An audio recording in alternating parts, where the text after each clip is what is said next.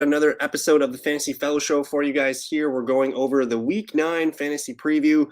We're going to go over all of my start-sit charts on the fantasyfellowship.com. I did put a link in the description, and then use the timestamps as well if you want to hop around game to game, do whatever you need to do. But again, Week 9 start-sits, we're going to go over it. I did put this is the Week 9 spread chart, so teams at the top here. I have this filtered by team total.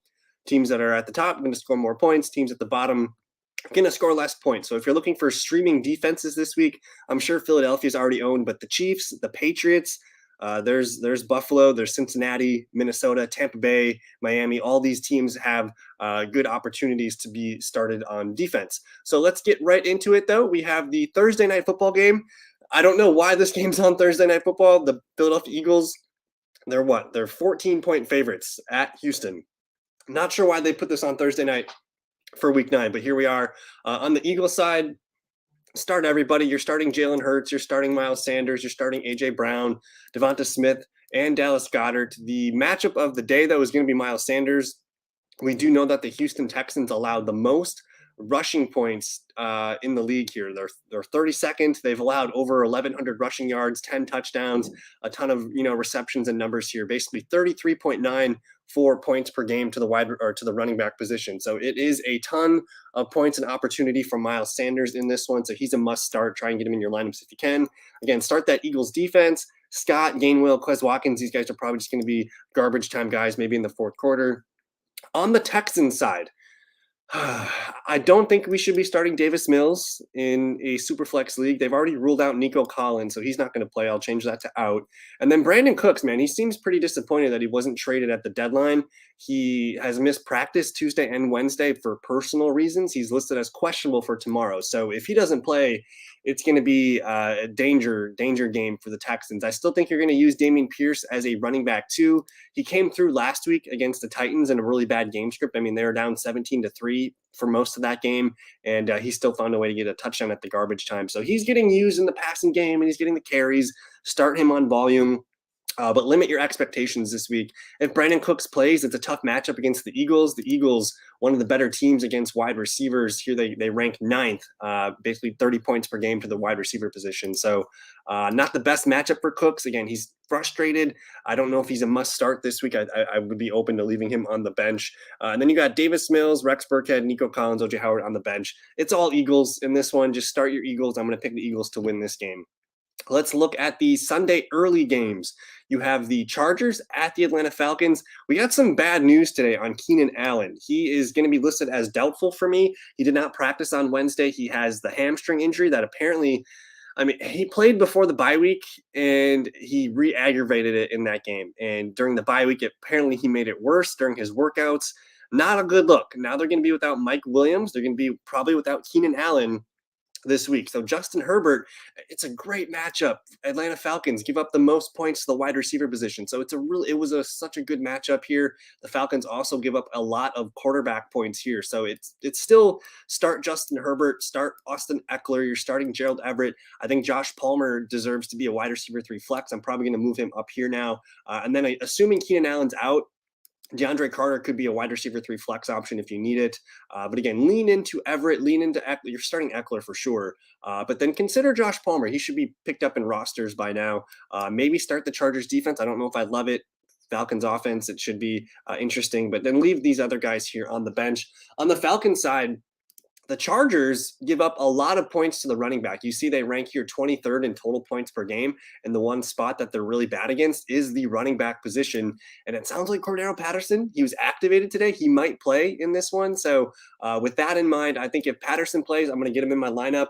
Mariota is just a quarterback 2 for Superflex.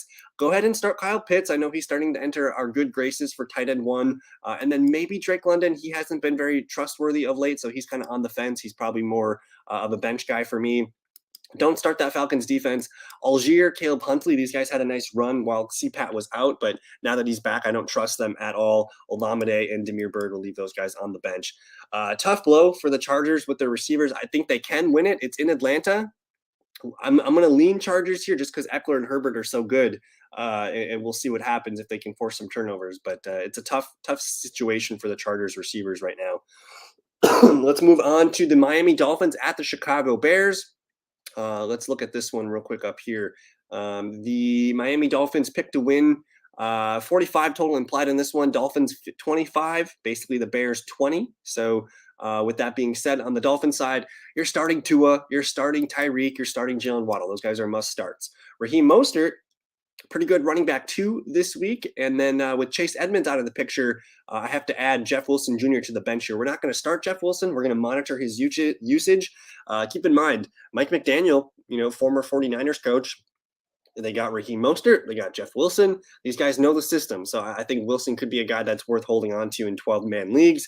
And then Mike Gesicki, playing really well the last 3 or 4 games. He's been a tight end 1 option for you if you need it. Start the Dolphins defense and then leave Sherfield, Gaskin, Ahmed, and then I'll put Jeff Wilson here on the bench. On the Chicago Bears side, the must start here is Justin Fields. I mean, I think he's been playing really well the last 4 games or so.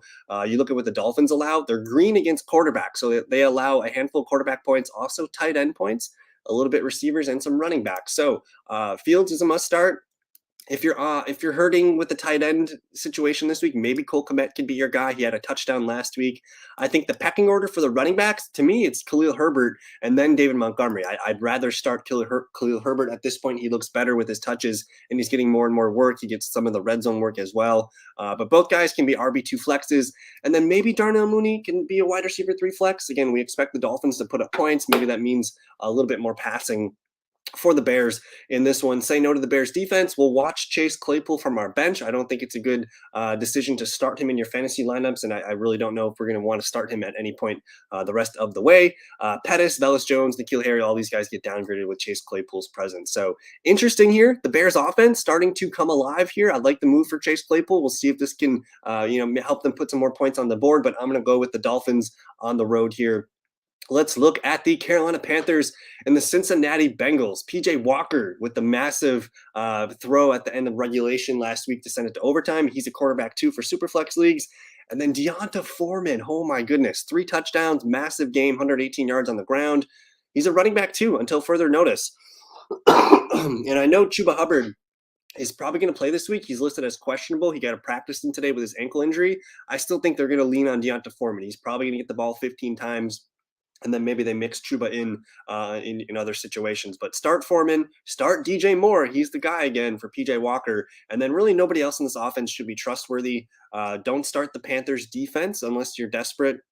Terrace Marshall Jr. had a nice game last week, but he could have been even bigger. I think he caught 4 of 9 targets for like 80-some yards. He's a guy to keep an eye on in deeper leagues, 12-man leagues. If you put him at the end of your bench, I'm fine with it. But LaVisca, Tommy Tremble, the other tight ends, no thank you. On the Bengals side, I mean, they looked awful on Monday Night Football against the Cleveland Browns. They could not protect Joe Burrow. I still think you're starting Joe Burrow. He's still a top 5 QB. I think he's QB2 overall in the year. So start Joe Burrow, start Joe Mixon, T. Higgins, yes. Tyler Boyd's a wide receiver 3 with Jamar Chase out. And then Hayden Hurst, still looks good as a tight end 1 option. I'm open to starting this Bengals defense. I don't know if I love it anymore, but PJ Walker doesn't really scare us. If anything, it might be Deonta Foreman, the one that scares us. Jamar Chase likely out. Mike Thomas, no thank you. Samaje Perine, no thank you. I'm going to lean with the Bengals in this one. I think they're going to get things back on track here. But it's a tough – Carolina's good, man. They're playing good ball the last 2 weeks. Stingy defense and run the football, and they're going to try and take care of the ball. But I will lean with the Bengals in this one. The Packers at the Detroit Lions. Lions just traded away T.J. Hawkinson. So that's one weapon that they do not have. And then DeAndre Swift did not practice on Wednesday. So with that being said, I think Jared Goff, a quarterback 2 for Superflex. I think Jamal Williams is the preferred running back 2 right now. So he's probably a must start, and it's a revenge game for him. He used to be for the Packers. You're starting Amon-Ra St. Brown. If Swift plays, he's a running back 2 flex. And then Khalif Raymond, he's a guy that's been playing well. He's been on my radar for the last 3 weeks. I think he's back-to-back double-digit weeks. He's kind of just a PPR play. So I'm interested there. Say no to the Lions defense. And then with TJ Hawkinson gone, you're going to see Brock Wright, who's kind of their more traditional bulky blocking tight end. And then they have a rookie, James Mitchell, who is a really athletic receiving tight end. So I'm not going to advise starting one of these guys. If you want to hold on to one, I think it's James Mitchell. He's the rookie tight end that has more athleticism and a more fun upside for you. On the Packers side, Aaron Rodgers is probably a QB1 this week with all the buys. Aaron Jones, this is the game for Aaron Jones. You're starting Jones. I have Dylan as a running back too, just because the Lions are awful against the running back. They allow the 30th most points here. Just a lot of touchdowns. Very good opportunity for Jones and Dillon. Lazard, he practiced on Wednesday. He's probably going to play, so I'll put him as a wide receiver 3. Robert Tonyan, top 10, top 12 tight end option. And then Romeo Doubs entering our potential wide receiver 3 flex options again for us after that nice game against the Bills. I'm open to starting the Packers defense. I know they kind of have a stigma that they're not very good, but they continue to limit teams from fantasy scoring. Look at this. The Packers have the number 2 defense in limiting fantasy points here. So only Denver's been better than them all year. They are red against QB, receiver, and tight end. So technically the best matchup against the Packers is Jamal Williams and DeAndre Swift. Sammy Watkins, Samori Toure, Watson, Rodgers, leave these guys on the bench. I'm going to lean Green Bay in this one. I think they finally got things right against Buffalo, and they're going to execute their game plan and run the ball on the Lions. Let's look at the Colts at the New England Patriots. The Colts not looking good for Jonathan Taylor. I have him listed as questionable. He missed practice today with that ankle injury. I know a lot of people went to the waiver wires and scooped up Deion Jackson right away. He's probably in line to start this week. The Colts also traded away Nyheim Hines to the Buffalo Bills, so he's not there. That leaves Deion Jackson as the guy. Sam Ehlinger, barely a quarterback 2 for Superflex leagues. It's a tough start at New England. Michael Pittman Jr., I'm probably going to move him down to a flex option. I don't know if he's a must-start wide receiver 3. But I do think if Taylor's out, Deion Jackson's a guy that probably can be useful as a running back 2 for PPR leagues. He did have that nice game. I think he caught like 10 passes for over 70 yards. So he's a really capable back. They trust him. They like him enough to send Nyheim Hines away. So we'll see. Maybe start that Colts defense. Again, the Patriots offense doesn't really excite us. And then on the bench, Alec Pierce, Campbell, Molly Cox, and then I'll add Zach Moss down there. On the Patriots side, another player missing practice today, running back Damian Harris. So Ramondre Stevenson season remains fully intact. The dude's a top 5, top 10 play right now at running back. Like if you have him, there should be no questions. Like he's in our lineups right now. We love Ramondre. Mac Jones, just a quarterback 2 for Superflex leagues. And then the only other guy that I like on this roster is Jacoby Myers in PPR formats. With Harris's injury, I'm probably going to move him down to the bench spot. Start that Patriots defense, and then Hunter Henry, Jonnu Smith, Tyquan Thornton, Aguilar, Devontae Parker. Let's just stay away. I'm going to lean with the Patriots. I think at home, the way Ramondre is playing, the way Jacoby Myers is playing, I think they have a little bit more juice on offense and defense, so I'll lean with the Patriots. Let's look at the Buffalo Bills and the New York Jets.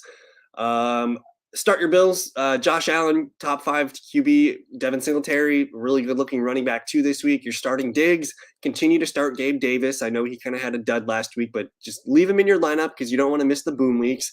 Dawson Knox is catching touchdowns again, so he's a tight end 1 option. And then if you need a deep play, I suppose Isaiah McKenzie could be useful as a wide receiver 3 flex. Start the Bills defense, and then Khalil Shakir, James Cook, and Nyheim Hines all on the bench. I want to wait and see what Nyheim Hines looks like in his first game.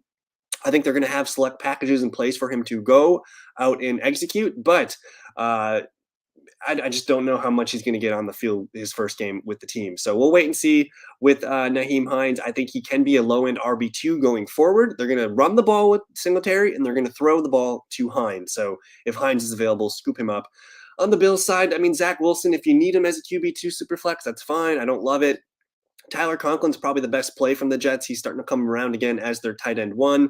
I'm actually starting Tyler Conklin in a couple leagues this week. And then Garrett Wilson. I mean, he's the last man standing at receiver for the Jets. He's fine as a wide receiver 3 flex. And then same with Michael Carter. I know James Robinson's there. They also have Ty Johnson there, but Michael Carter just kind of a low-end RB2 flex. Say no to the Jets defense. James Robinson, Elijah Moore, Corey Davis, CJ Uzama. It's going to be pretty ugly, I think, for the Jets this weekend. So start your Bills. I'm taking the Buffalo Bills to win this game. Looking at the Minnesota Vikings and the Washington Commanders. We have the Vikings. Kirk Cousins, you're starting him as a QB1 this week. Dalvin Cook, Justin Jefferson are in our lineups. I think you got to continue to use TJ Hawkinson. My bad. Excuse me. Continue to start TJ Hawkinson. And the guy that I think the Hawkinson acquisition hurts the most is probably Adam Thielen. I mean, Jefferson's still going to get his targets, but after that, you're probably going to see Hawkinson and Thielen trade off for the number 2 targets in this offense. So Thielen, kind of a low end wide receiver 3 flex play. Start the Vikings defense. Madison continues to look good as a handcuff. Keep him on your roster in case of a Cook emergency injury.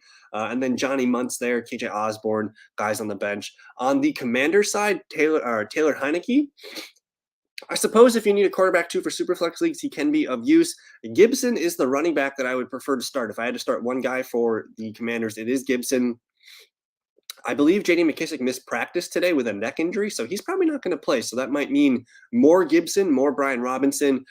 You're starting Terry McLaurin. He looks like he's back to normal. And then Curtis Samuel as a wide receiver 3 in PPR leagues looks good. Say no to the Commanders defense, and then I'm still going to leave Brian Robinson on my bench. McKissic, Thomas, Cam Sims, and Jahan Dotson, all these guys on the bench. So just kind of stick with the guys that we know. Washington's playing good football. I think they're going to give the Vikings a tough run for their money, but I'll still take the Vikings to win this game. Let's look at the Raiders and the Jacksonville Jags, the Calvin Ridley Jacksonville Jaguars. On the Raiders side, Derek Carr, we can't trust this offense right now. I think the one guy I trust is Josh Jacobs against the Jags. And then I still trust Devontae Adams to get back on track. But Derek Carr, quarterback 2, he's not a QB1 anymore. Darren Waller practiced on Wednesday today, so he's got a chance to play. If he plays, you can play him. And then Mac Hollins and Hunter Renfrow are just kind of deep, like ugly flexes if you need them, for bye weeks or whatever. Hunter Renfrow might be droppable, I think, at this point. He's just not doing anything in this offense. It's kind of sad to see. Say no to the Raiders defense, and then Foster Moreau, I put him on the list just in case Waller misses time. On the Jag side, Trevor Lawrence, I should probably spell Trevor correctly, but I'm probably going to move him up to a QB1 because the Raiders allow the most points to the opponent quarterback. So 15 touchdowns, only 3 interceptions. They've allowed 3 rushing touchdowns. It's a really good spot for Trevor Lawrence. So if it's a good spot for Lawrence, we like ETN, we like Kirk, we like Ingram, we like Zay Jones. I don't trust Marvin Jones, but again, it's bye week. I'd rather start Marvin Jones over Renfrow or Mac Hollins at this point. And I'm open to starting the Jags defense. They've been pretty stingy of late. I like the athleticism on that side of the ball. So I'm going to go with the Jags here. I think they get back on track here. Raiders, man, they're just struggling to do anything on offense, but we'll see if they can get Josh Jacobs going. Let's see. The Seattle Seahawks and the Arizona Cardinals, you're starting Geno Smith. I think he's a top 10 QB this week. He's QB like 7 on the season overall, so he's a must-start play, I think, at this point. You're starting Kenneth Walker as well. He's a top 10 running back. He's getting touchdowns. He's getting the carries, everything that you love to see. And then Metcalf and Lockett need to be in your lineups. And then Noah Fant, he actually had a good game against the Cardinals a couple of weeks ago. I think if you're in a pinch at tight end this week, he could be of service to you. Say no to the Seahawks defense. Homer and Disley will leave those guys on the bench. For the Cardinals, you're starting DeAndre Hopkins, yes. You're starting Kyler Murray, yes. We're going to wait and see on James Conner. I think he was close to playing last week. He's probably got a pretty good chance to play this week. So if he plays, he's kind of a low-end RB2. Maybe he gets worked back into the offense, but I think he's probably going to play this week. Zach Ertz, leave him in as a low-end tight end 1. Rondale Moore, a popular waiver wire pickup this week. A wide receiver 3 flex looks pretty good in PPR leagues. And then Eno Benjamin, if Connor plays, we're not going to use Benjamin. If Connor is out, we will play Eno Benjamin as a running back too. Say no to the Cardinals defense and then AJ Green. I think Darrell Williams was put on IR, and then Greg Dortch, leave these guys on the bench. Tough game. I think Arizona's going to win this game. I like what the offense is doing as of late here. Seattle's just been playing out of their minds lately this year. Two desperate teams here, the LA Rams and the Tampa Bay Buccaneers. Both teams need a win badly to get their season on track. For the Rams, Cooper Kupp missed practice on Wednesday. They've been saying all the things that make it sound like he's going to play. So if he plays, you play him. If not, you're going to want to start Tyler Higbee, Allen Robinson. Those will be the top 2 targets. Either way, go ahead and start Higbee. Start Allen Robinson. Matt Stafford, I'm probably going to move him down to a low-end QB2 at this point. And then the running back situation, like we just don't know what's going to happen. They have Darrell Henderson, Kieran Williams, and Cam Akers. And then this guy here, something Rivers, just popped up on the radar last week. So I don't know anything about the Rivers guy.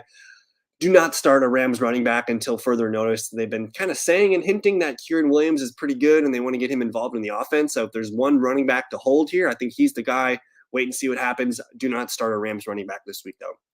On the Buccaneers side, Tom Brady, top 10 QB play. You're starting Fournette. You're starting Evans. You're starting Godwin. If you're in a pinch and you need a low-end RB2, I suppose Rashad White could be of interest to you. I think I'd rather start the Buccaneers defense than the Rams defense, and then leave Julio Jones, K-Dot on the bench.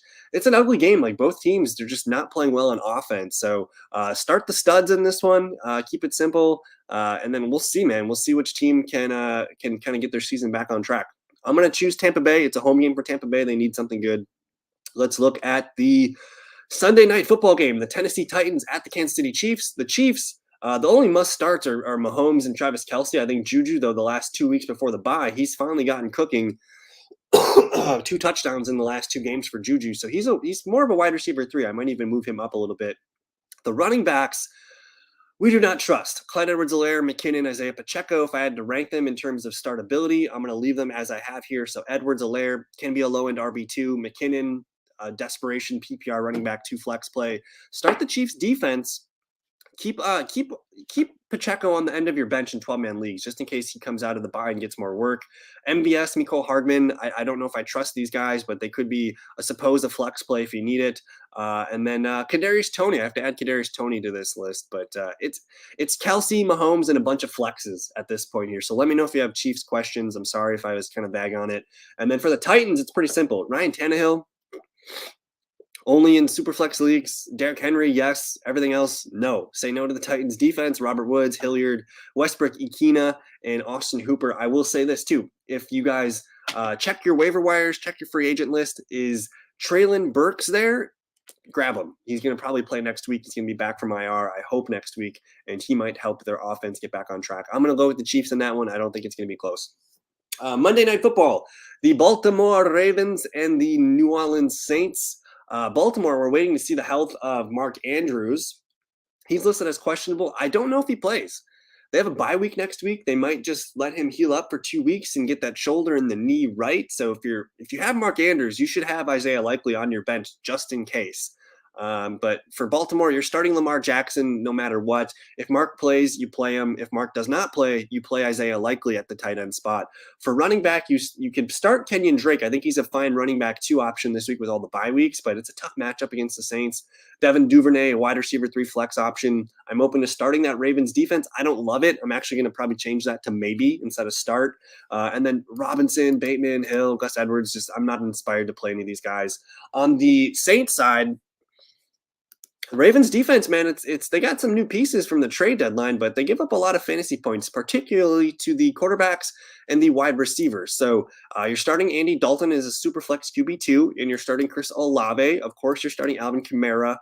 Feel free to continue to use Taysom Hill as a tight end 1, and then Jawan Johnson could be an emergency tight end if you need it. Say maybe Saints defense. If no Mark Andrews, I'm open to the Saints defense. I don't think Michael Thomas or Jarvis Landry play in this one. So I'm leaning the Ravens, but again, a lot of this hinges on Mark Andrews. So it's kind of a toss-up. I'll go Saints at home. Alvin Kamara's hot. That could be a fun game. But that's going to do it for our Week 9 fantasy preview. I'm going to make some of the notes and the updates on there for you guys and continue to update that throughout the week. But thank you for your time. Don't forget to like the video, subscribe if you guys are new to the channel. And check out our live streams. We go live every Wednesday, 7 p.m. Central Time. And then on Thursday nights before the game, I go live at 6:30 p.m. Central Time, and we hang out for about a half an hour in those. So again, thank you for your time. We'll see you guys in a future video. Peace.